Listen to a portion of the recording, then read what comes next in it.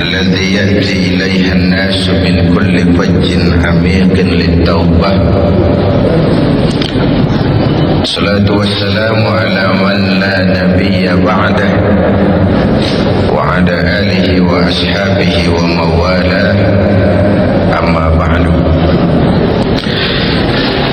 Para ulama yang saya muliakan, pimpinan dan segenap keluarga besar Laskar Ababil, hadirin hadirat yang saya cintai.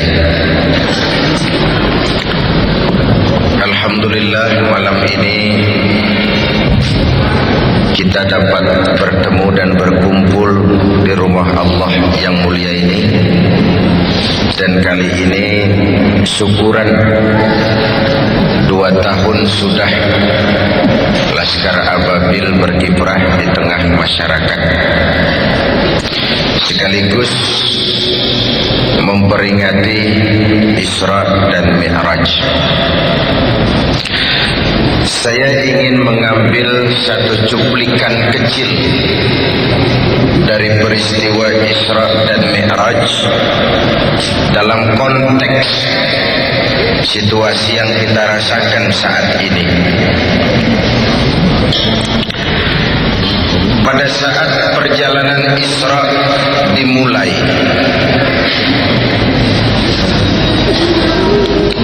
sudah datang gangguan, cobaan. Ada suara dari sebelah kanan memanggil-manggil, Muhammad, berhenti sebentar. Dan Nabi menoleh pun tidak. Lalu dari sebelah kiri, Muhammad, berhenti sebentar. Dan beliau menoleh pun tidak.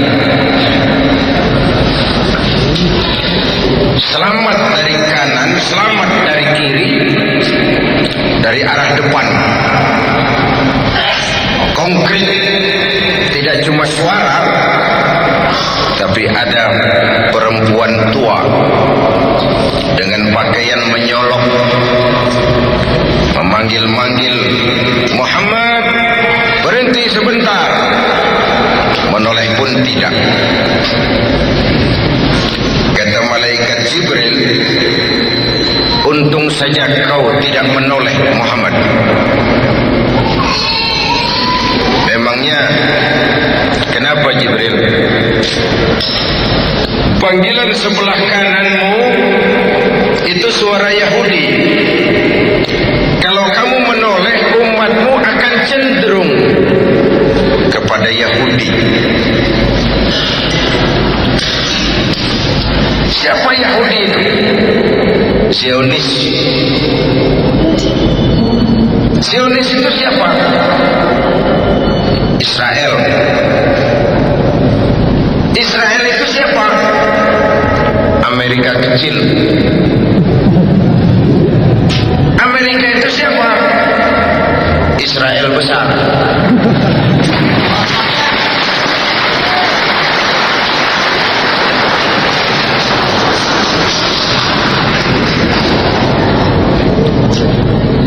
Tidak ada orang bisa masuk gedung putih, White House, jadi presiden di Amerika itu tanpa dukungan Yahudi. Yang namanya Robert McNamara, yang namanya George Soros, yang namanya Presiden World Bank, Yahudi.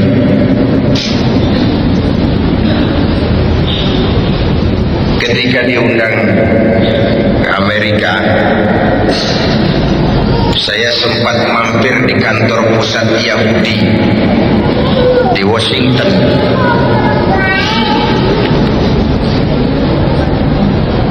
Washington itu dari ujung Berung ke kanan.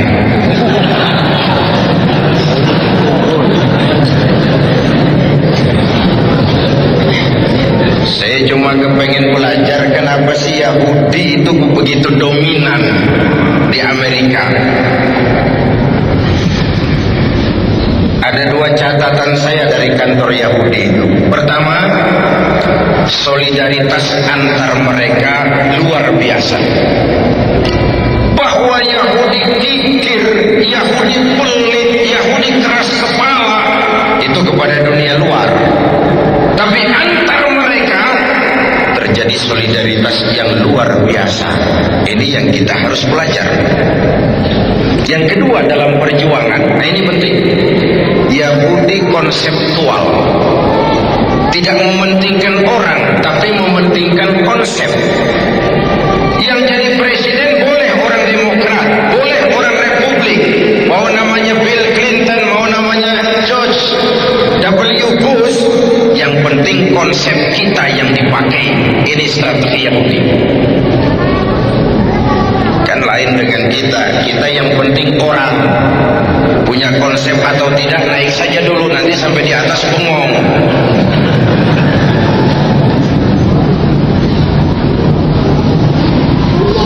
Sebab itu saya sangat memahami kalau Amerika kebakaran jenggot ketika simbol-simbol kebanggaannya dihantam. World Trade Center, simbol kapitalisme. Pentagon, simbol militerisme. Amerika sekarang sudah sendiri jadi polisi dunia setelah komunisme runtuh. Tetapi bagaimanapun berangnya Amerika terhadap teroris, jangan lalu bersikap seperti teroris juga. Kalau memang seperti yang dituduhkan itu kerjaan Osama, dan Osama ada di Afghanistan, Amerika kan punya CIA, Amerika kan punya FBI, Amerika kan punya teknologi canggih. Kalau ada rumah, ada tikus dalam rumah, tangkap saja tikusnya, jangan bakar rumahnya. Apa salah dan dosa rakyat muslim sipil di Afghanistan? Cuma mencari seorang Usama, lalu satu Afghanistan dibom habis-habisan.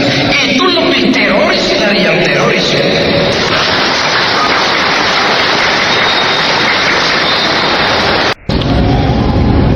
Saya bersyukur belakangan pemerintah sudah rada tegas bersikap. Kemarin-kemarin agak banci.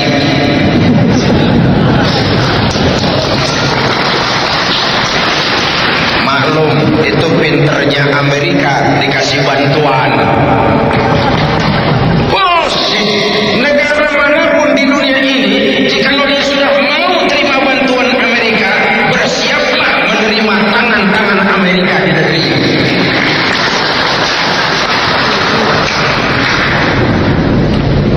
Hadirin yang saya hormati,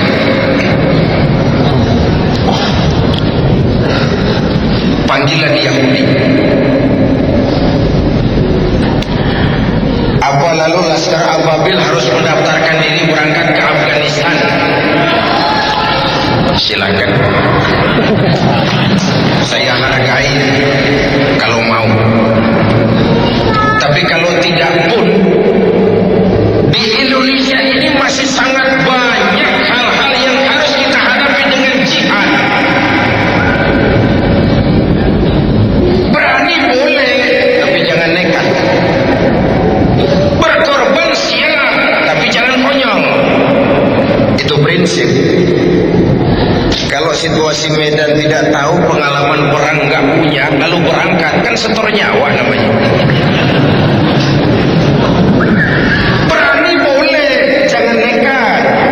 Berkorban siap, jangan konyol.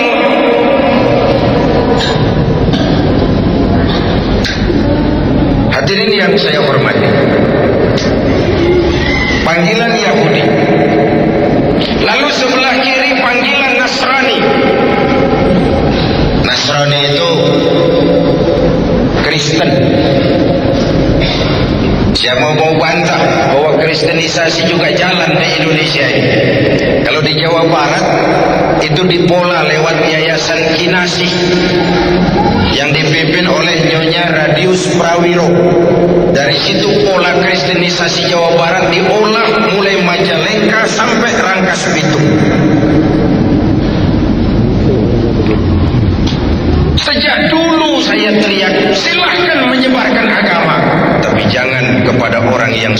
beragama. Panggilan kanan, panggilan kiri, panggilan depan. Perempuan tua dengan pakaian menyolok itu dunia, materialisme. Menghadapi tiga panggilan ini, saya ingin menyampaikan sumbangan moral. Dengan apa kita hadapi? Pertama, dengan nilai iman. Itu sebabnya sebelum berangkat Isra, Rasulullah mengalami general check up. Dibawa ke tepi sumur Zam-Zam, dipenuhi hati beliau dengan iman, ilmu dan hikmah. Sebelum berangkat jauh mengalami general check up. Laskar Ababil ini 2 tahun baru lahir, jalan masih panjang, kiri kanan depan belakang banyak panggilan.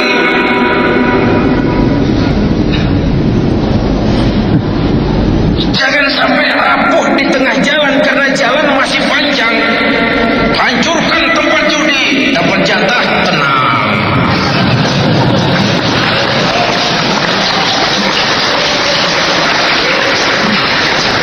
Saya tidak pengen Laskar Ababil jadi agen demo. Berangkat berdasarkan pesanan, lengkap dengan spanduknya. Laskar Ababil harus punya idealisme tersendiri. Ababil itu kan burung Tuhan yang dikirim ke dunia ini untuk menjaga Ka'bah dari serbuan Raja Abrahat yang ingin menghancurkan Ka'bah. Kalau idealisme, saya salut, saya angkat topi. Tapi kalau berangkat dari kepentingan pribadi, mencari keuntungan jangka pendek, keuntungan sesaat, itu akhirnya akan jadi stempel yang tidak baik terhadap Islam sendiri. Hadirin yang saya hormati, karena itu nilai berangkat awalnya adalah iman.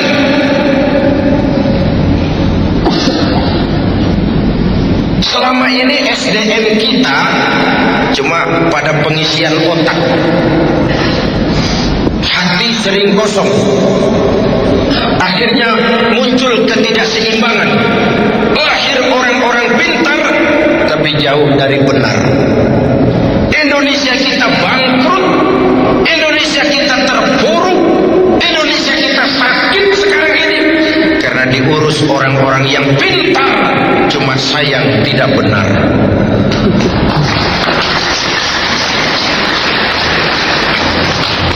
Jabatan dianggap fasilitas dan kekuasaan. Rampok. Siapapun yang memandang jabatan sebagai fasilitas dan kekuasaan, apalagi jabatan jalan pintas untuk menjadi kaya, itu calon-calon rampok. Jabatan kan cuma titipan, harta kan cuma titipan, ilmu itu kan cuma titipan. Maaf, saya minum dulu ya.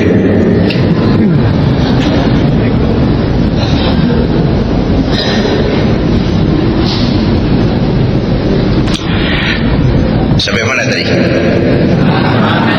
Titipan. Ini juga titipan, kalau nggak diminum sayang.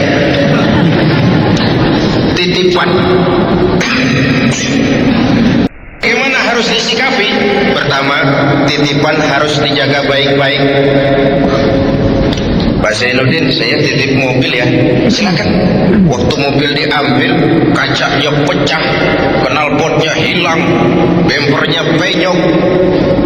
Yang nitip parah. Kenapa tidak dijaga baik-baik? Allah cuma tidak bilang, "Hei Zainuddin, aku titipkan ini jabatan dai kepadamu. Hei Hamzahas, aku titipkan ini jabatan wakil presiden kepadamu.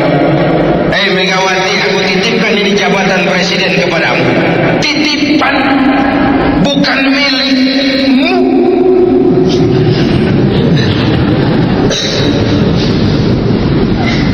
Jangankan jabatan, jangankan harta, ruh yang menyebabkan kita hidup ini sekadar hak guna pakai, tidak punya sertifikat hak guna pakai, kapan yang punya mau ambil? La haula wala quwata illa billah. Titipan tidak harus dijaga baik-baik.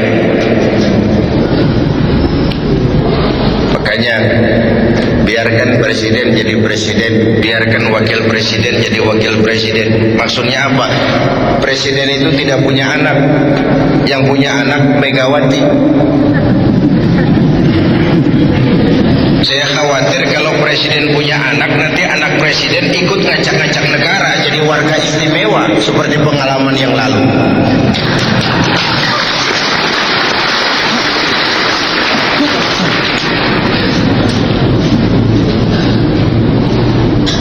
Yang kedua, titipan itu tidak boleh bikin orang sombong.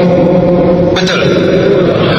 Orang datang ke rumah saya, Pak Zainuddin, titip mobil ya. Mangga. Yang punya mobil pergi, saya petatang peteteng. Woi, ada mobil, bagus. Mobil orang lain, kamu cuma dititipi. Kenapa sombong? Dititipi pangkat, sombong, arogan. Itu bukan milikmu. Titipan, diberikan harta, sombong, itu bukan milikmu. Itu titipan. Kenapa mesti sombong? Inilah nilai dasar keimanan ini. Dan sebagai kader, saya sering bilang kalau pengarahan kepada DPW, kader itu ada 3 macam. Ada kader penerus, ada kader tunggu terus, ada kader terus menerus. Ketiga hal ini mencerminkan kondisi. Ada kader penerus. Nah, ini kondisi sehat, Pak.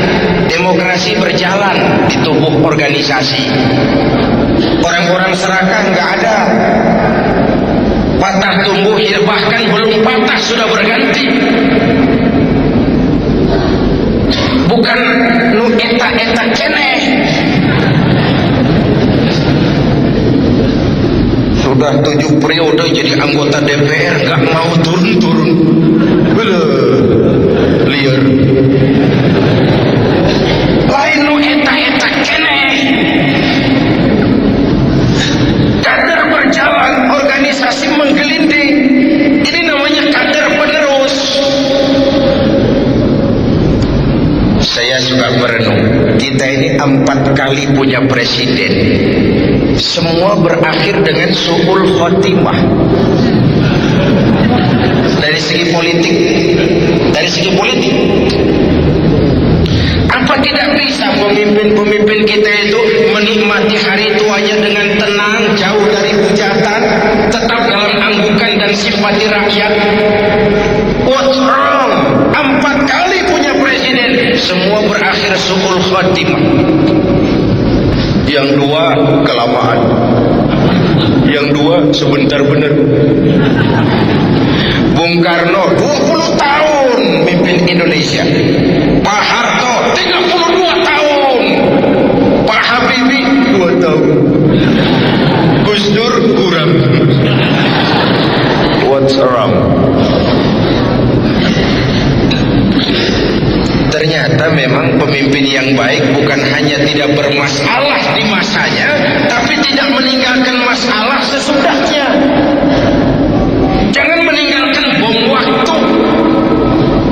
Ya, di zaman Pak Harto kita nggak banyak mengalami masalah. Sesudahnya macam-macam masalah. Ini kan bom waktu. Hadirin yang saya hormati, kenapa kita nggak belajar dari Lee Kuan Yew, bagaimana dia mempersiapkan Goh Tok Chong? Kenapa kita tidak belajar dari siapa di Afrika itu, Nelson Mandela? Bagaimana walaupun segala macam dia membatasi diri, dia siapkan generasi berikutnya supaya ada kader penerus. Ketika kadernya kader penerus, organisasi sehat, demokrasi jalan. Itu kader pertama. Kader siapa di Afrika itu? Nelson Mandela. Bagaimana walaupun segala macam dia membatasi diri, dia siapkan generasi berikutnya supaya ada kader penerus. Ketika kadernya kader penerus, organisasi sehat, demokrasi jalan. Itu kader pertama, kader penerus namanya. Ada kader tunggu terus. Lah ini kondisinya nggak sehat. Pasti ada KKN yang dapat jatah yang dekat-dekat lingkungan. KKN. Akibatnya ada kader yang tunggu terus. Tapi lumayan masih ada harapan. Yang lebih celaka yang ketiga, kader terus menerus. Ini sudah nggak sehat organisasi. Dari muda sampai kakek-kakek masih jadi kader. Hidup ini kan cuma nunggu giliran. Yang terberat itu kan menjaga kepercayaan. Coba. Orang seperti Pak Harto bisa turun. Gus Dur turun. Habibie ditolak laporan pertanggungan jawabnya. Bung Karno turun. Padahal sudah dinobatkan jadi presiden seumur hidup. Apa yang menyebabkan mereka turun? Kehilangan legalitas, kehilangan legitimasi. Kenapa kehilangan legitimasi? Tidak bisa menjaga kepercayaan. Tidak punya uang, bisa pinjam. Tidak punya beras, bisa minta. Tidak dipercaya, turun. Lihat kepercayaan. Orang seperti Fidel Castro, orang seperti Saddam Hussein, orang seperti Muammar Gaddafi, secara ekonomi diembargo habis-habisan oleh Amerika, dikucilkan dari pergaulan internasional. Tapi Castro tetap memimpin Kuba, Saddam tetap memimpin Irak, Gaddafi tetap memimpin Libya. Kenapa? Secara umum rakyat punya trust, percaya kepada pemimpinnya. Percaya. Percaya.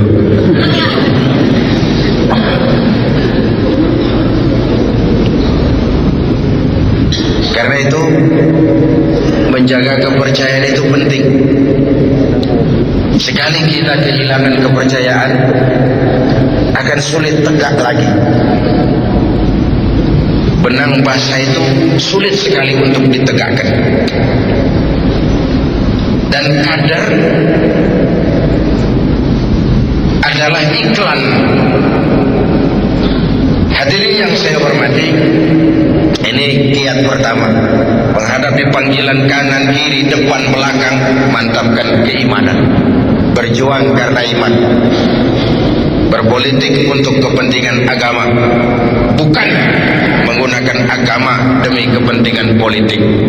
Topeng.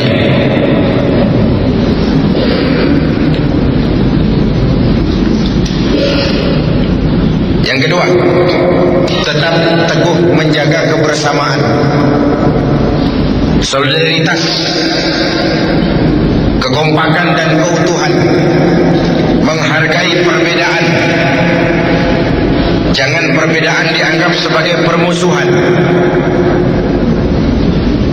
Apalagi kita sudah melewati hari-hari yang penuh hura-hura. Tukang kompor lebih banyak daripada tukang lem. Musim Pak Bendot, kipas, angin. Kita rakyat selama ini cuma jadi address. Semua kalau pidato demi rakyat, untuk rakyat, buat kepentingan rakyat, padahal kepentingan dewek. Tidak pernah kenal sama rakyat. Rakyat cuma jadi address. Orang numpang alamat. Saya ingat almarhum Panglima Besar Sudirman pernah bilang, tidak ada kemenangan kalau tidak ada kekuatan. Tidak ada kekuatan tidak ada persatuan dan kesatuan. Tidak mungkin terwujud persatuan dan kesatuan tanpa semangat silaturahmi. Mau menang harus kuat. Mau kuat harus bersatu. Mau bersatu, hidupkan budaya silaturahmi. Hadirin yang saya hormati, begitulah kebersamaan yang kita perlukan, walaupun tidak harus selalu bersama-sama. Sehingga dengan kebersamaan, saya yakin kita akan bisa menata hari esok yang lebih baik buat bangsa, negara, dan agama yang kita cintai ini. Kemudian yang ketiga, berjuanglah sebagaimana harusnya, tapi jangan lupa sandaran vertikal kita, minta tolong kepada Allah Subhanahu wa ta'ala. Kalau kita hitung sejak Juli sampai sekarang, begitu cepat perubahan terjadi. Juni, Juli, mulai dari digelarnya sidang istimewa, dicabutnya mandat yang diberikan kepada Gus Dur, dikukuhkan Bu Mega sebagai presiden, dipilih Pak Hamzah sebagai wakil presiden. Itu semua mengingatkan kita kepada kebenaran firman Tuhan, wa tilkal ayyamu nutawiluha bainan nas. Hari itu kami putar di antara manusia. Ada saat datang, ada waktu pergi, ada hari lahir, ada saat kembali. Hidup cuma nunggu giliran. Cuma biasanya antrian itu kacau. Kalau yang depan tidak tahu diri, yang belakang dorong-dorong. Yang depan gak tahu diri, sudah dapat mau dapat lagi, gak memberikan kesempatan kepada yang lain.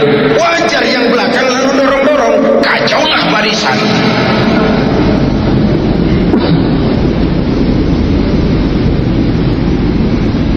Hadirin yang saya hormati, membina kebersamaan itu, saya sering sampaikan, sudah dicontohkan masjid. Inilah pusat integrasi total kita. Dari mana dimulai? Dari hal yang paling mendasar. Pertama, siapapun masuk masjid, copot sandal, buka sepatu. Tidak ada warga negara kelas 1 di republik ini. Semua sama. Mau bicara demokrasi, mau bicara keadilan, mau bicara reformasi, rohnya di situ. Jangan ada warga negara kelas 1 di republik ini. Semua sama di hadapan hukum.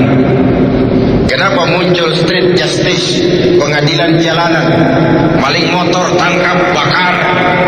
Itu refleksi dari ketidakpuasan rakyat terhadap sikap hukum selama ini, di mana rakyat melihat kalau yang kecil salah, hukum cepat-cepat ditegakkan. Yang besar salah, orang diam pura-pura tidak mengerti. Itu yang melukai kita sekali. Wajar lalu muncul street justice, pengadilan jalanan. Mari kita mulai lagi dari masjid. Jangan ada warga negara kelas 1 di republik ini. Jabatan bukan lagi kekuasaan dan fasilitas, tapi pengabdian, kerja bakti. Negara sedang sakit. Walau orang Belanda bilang, Lauden is Leiden. Memimpin adalah jalan untuk menderita. Pemimpin adalah orang yang kesepian.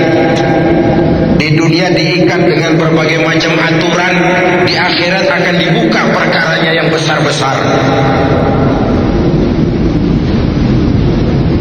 Pemimpin adalah jalan untuk menderita.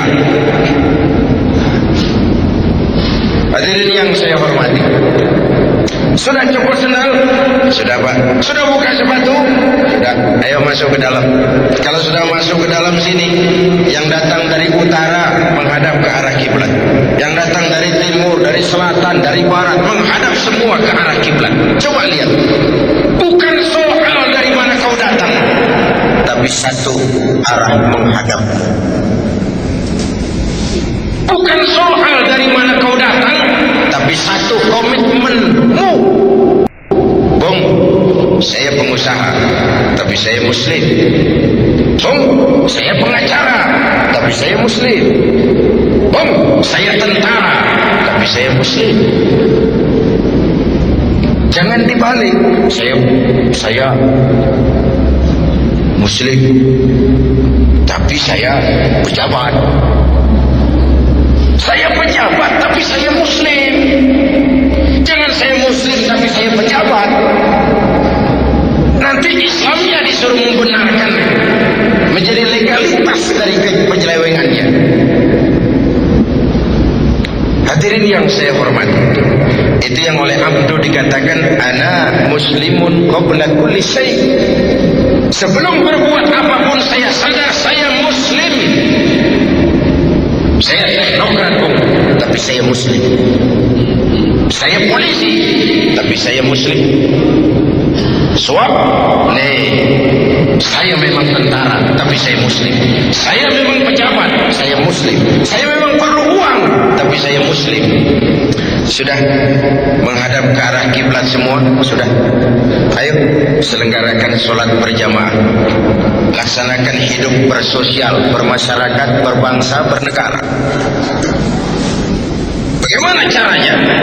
Ya harus ada imam, ada makmum, ada pemimpin, ada rakyat. Siapa yang jadi makmum?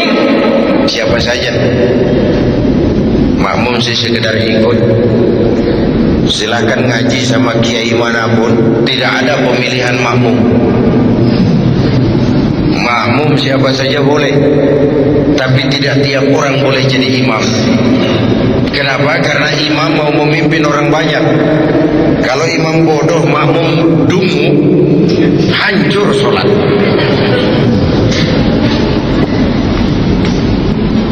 Begitulah mekanisme kehidupan bermasyarakat, berbangsa, bernegara. Jadi pesan ketiga, berjuanglah sebagaimana harusnya, tapi jangan lupa sandaran vertikal. Minta tolong kepada Allah. Berusaha, bekerja, jangan menunggu keajaiban. Karena memang nama ababil adalah keajaiban. Bagaimana burung dengan melontarkan batu menghancurkan Abrahat dengan pasukan gajahnya yang luar biasa ini. Lalu Allah sendiri berjanji, in tansurullaha yansurkum. Jikalau kamu menolong agama ini, Allah akan menolong kamu. Wa yusabbit lakum wa yusabbit aqdamakum. Allah akan kokohkan pendirian kamu. Bersikap istiqamah. Jadi pertama, jadikan iman sebagai landasan perjuangan. Yang kedua, tetap teguh menjaga kebersamaan. Dan yang ketiga, perkuat sandaran vertikal kepada Allah Subhanahu wa ta'ala. Kalau hidup sudah mulai kita gantungkan kepada manusia, bersiaplah untuk kecewa. Bersiaplah untuk kecewa. Ibu bapak hadirin yang saya hormati, oleh karena itu keberadaan Laskar Ababil ini yang pada satu sisi merupakan kader kita, tapi pada sisi lain juga merupakan aset kita bersama. Keberadaannya karena mereka adalah anak-anak kita, harus terus kita dampingi. Kemudian setelah keimanan, kebersamaan dan sandaran vertikal kepada Allah, maka sikap tentunya adalah tugas utama amar ma'ruf nahi munkar. Bandung adalah ibu kota provinsi. Sebagaimana lazimnya ibu kota, maka tentu penuh dengan dinamika kehidupan. Yang ma'ruf ada, yang munkar juga banyak. Sama juga dengan Jakarta, masjid puluhan ribu, tapi tempat judi juga ada. Keramat Tunggak ditutup, tapi lalu keleran di jalan-jalan. Itu semua merupakan bagian dari dinamika kehidupan yang menyebabkan kita harus tetap tegak melaksanakan yang ma'ruf dan mencegah yang munkar.